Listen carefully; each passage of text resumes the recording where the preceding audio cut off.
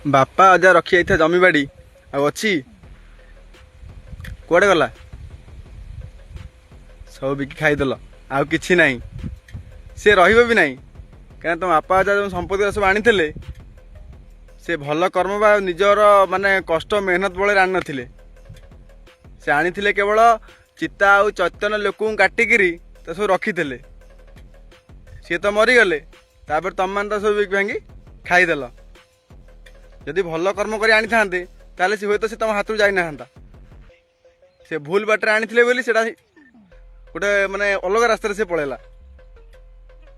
ଆଉ ସେ ତମକୁ କେବେ ଆସିବନି। ଆଉ ଯଦି ଯାହାର ଯାଇନି ସେ ଧୀରେ ଧୀରେ ସବୁ ପଳେଇବ, ଏମିତି କିଛି ରହିବନି।